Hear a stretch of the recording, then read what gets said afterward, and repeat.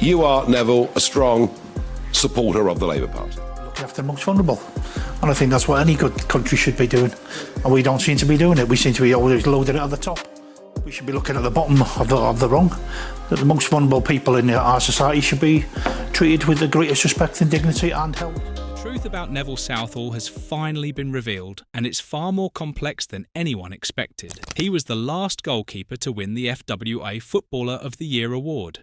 At his peak in the mid-1980s, he was arguably the best goalkeeper in the world.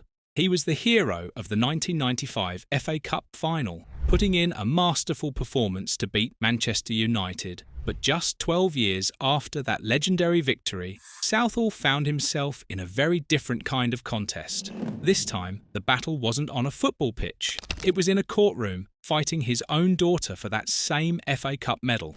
How does a legendary goalkeeper end up suing his own child? To understand this painful chapter, you need to understand the man himself. Neville Southall was never like other footballers. He was an outsider from the very beginning, and he stayed that way throughout his entire career.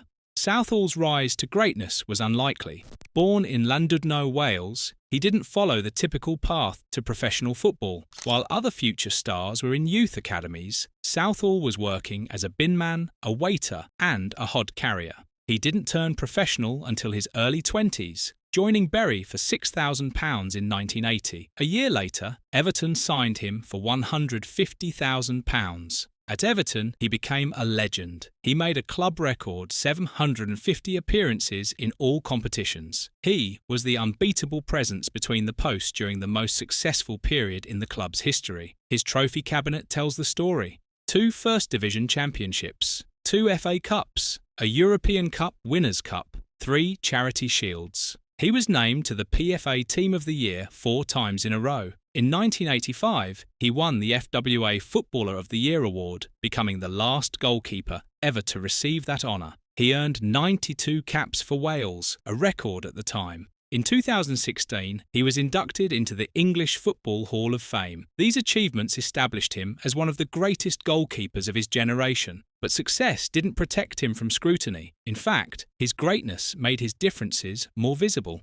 The media and public felt entitled to judge not just his performances, but his character and his choices. 2 labels followed him throughout his career: the moody loner, the tubby shot stopper. These caricatures would define his public image for decades. Before we go further into this complex story, let me ask you something. Have you ever felt misunderstood because you didn't fit the mould? Southall's entire career was defined by that feeling. If you want to hear the complete story of how one man's refusal to conform led to both triumph and tragedy, make sure to subscribe and drop a comment below. Do you think being different in professional sports is a strength or a weakness? The first label that haunted Southall was the moody loner. This reputation came from a fundamental clash between who he was and what football culture expected. He was shy. He was a teetotaler in a drinking culture. He hated the celebrity circuit, the banquets, and the attention that came with fame. He wasn't a typical footballer,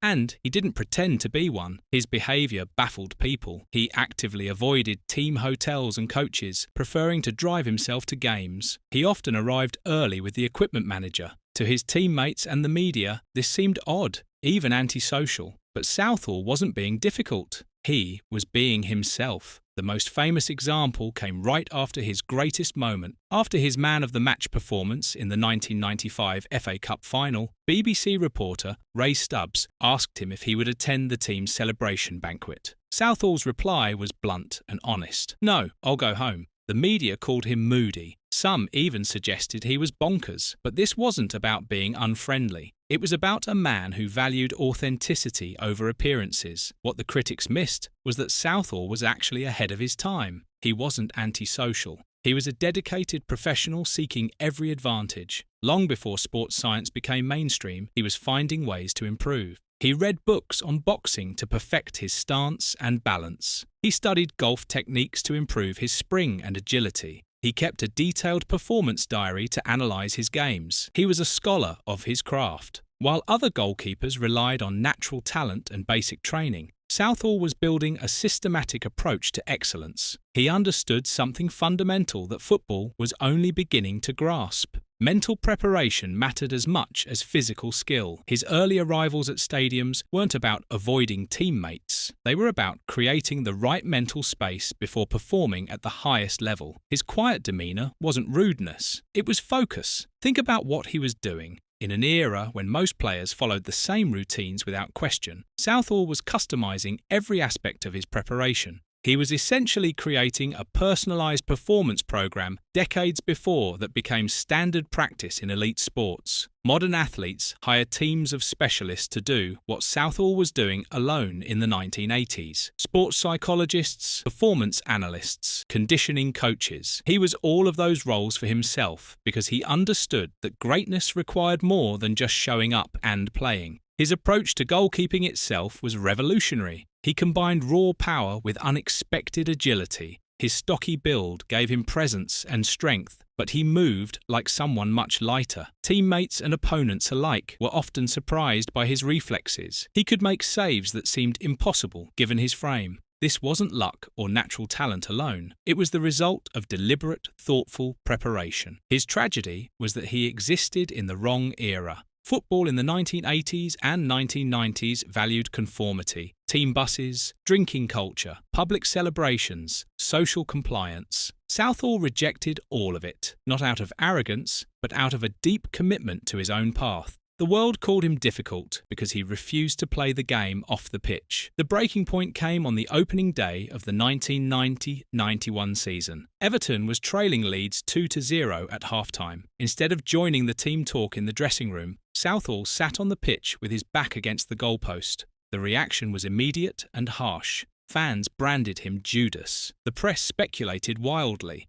Was he demanding a transfer? Had he lost his mind? In his autobiography, Southall explained what really happened. He thought he'd had a terrible first half and just wanted to clear his head. For an intensely private man, this was a moment of mental overload becoming public. As he later reflected, the football pitch can be a lonely place. Today, we might recognise this as an early example of mental health self-care. In 1980, it was seen as betrayal. This single act cemented his reputation as difficult for the rest of his playing career. The second label that followed Southall was even more cruel. As his career progressed, he became the poster boy for tubby shot stoppers. The media loved mocking his weight, calling him a fat baller. But here's the profound irony. Southall was actually a pioneer. He was one of the first British goalkeepers to put huge emphasis on conditioning. His stocky frame wasn't a sign of laziness. It was a source of physical presence that he combined with incredibly agile, cat-like reflexes. He showed the football world that physical strength could coexist with flexibility. Observers praised his freakishly good reflexes and unlimited energy. The cruel joke was that while newspapers ran unflattering photos and made fat jokes, Southall was outperforming supposedly fitter goalkeepers year after year. His body type became the story instead of his performances.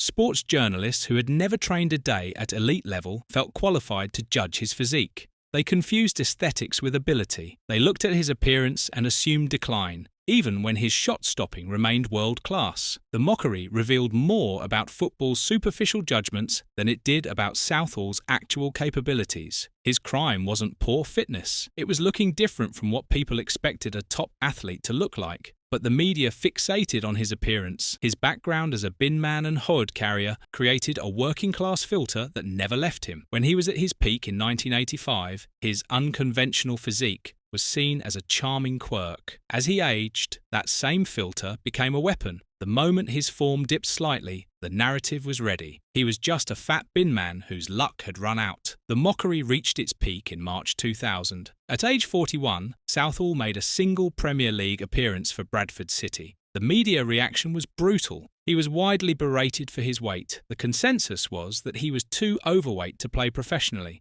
This wasn't fair criticism. It was public humiliation of a man who had revolutionised his position. That incident effectively ended his top-flight playing career. Now we reach the most painful chapter of Southall's story. In 2007, the former Everton legend found himself in the Liverpool Civil and Family Court. His opponent wasn't a rival team. It was his 19-year-old daughter. Samantha. The lawsuit was rooted in deep family pain. Samantha claimed in court that her father had walked out on her and her mother a decade earlier after a series of affairs. When Samantha was just 10 years old, around the time of this alleged separation, Southall had given her his collection of memorabilia. This included his FA Cup medal, his international caps, and his MBE. The collection was valued at £55,000. For a 10-year-old girl who idolised her father, these items were priceless. They were the last tangible connection to a dad who had left. For Southall, they represented his life's work, his legacy on the pitch. A decade later, he wanted them back. His legal position was that he never meant for her to keep them permanently. The case went to court.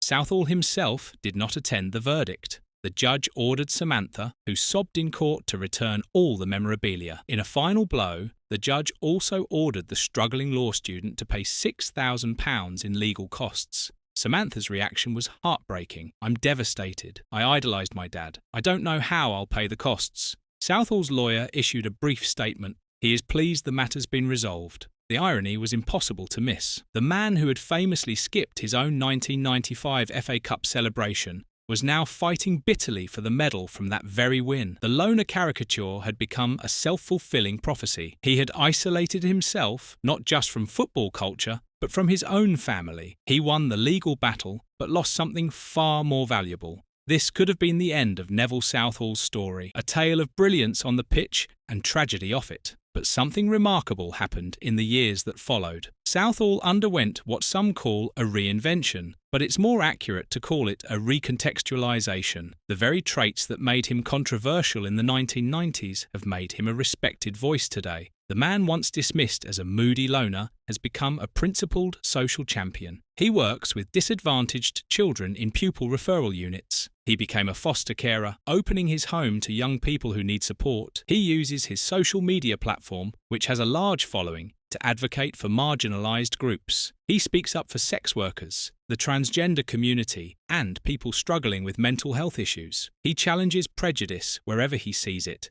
This isn't a transformation, it's consistency. His honesty, defiance, and individuality were always there. In the 1990s, those qualities were dismissed as moody or bonkers. Today, they're recognised as original, compassionate, and principled. The man who refused to compromise with football's celebrity culture is the same man who now refuses to compromise in his fight for the vulnerable and forgotten. The tragedy of Neville Southall isn't really his tragedy at all. It's the tragedy of a sporting culture that had no framework to understand an honest, unvarnished man who refused to fit their mould. He was an introvert in an extrovert's profession, a pioneer in an era that valued tradition, a thinker in a culture that rewarded conformity. His relationship with his daughter remains a painful part of his story. That courtroom battle reveals the human cost of a life lived in the spotlight, where private pain becomes public spectacle. The memorabilia he fought for represents both his greatest achievements and his deepest failures. Those medals symbolise what he gained through his uncompromising approach to football and what he lost through the same approach to family. But Southall's legacy is still being written. It's no longer defined solely by the medals or the courtroom. It's being shaped by his work today, by the children he helps, by the voices he amplifies, by the causes he champions. He spent his playing career saving goals. Now he spends his time trying to save people who've been written off by society, just as he once felt written off by football culture. The world is finally catching up to Neville Southall. The qualities that made him an outsider, a loner, a difficult character, are now understood as strengths. His refusal to perform, his commitment to substance over style, his willingness to stand alone. These aren't flaws, they're the foundation of who he is. Neville Southall's story challenges us to think about how we judge people who don't conform, about the cost of being different in environments that demand sameness, about the fine line between principled independence and destructive isolation. His life shows us that the same qualities can be both your greatest strength and your biggest weakness, depending on the context and how you apply them. The medals matter, the records matter, but what may matter most is the journey from misunderstood footballer to outspoken advocate, from isolated loner to champion of the marginalised. From the man who skipped the banquet to the man who shows up for people nobody else wants to celebrate. So what do you think about Neville Southall's complicated life? Is his story one of tragedy, redemption, or simply a man being true to himself in a world that kept demanding he be someone else? Share your thoughts in the comments below. And if this story made you think differently about sports, success, and what really matters, consider subscribing for more content that goes beyond the surface. Thanks for watching.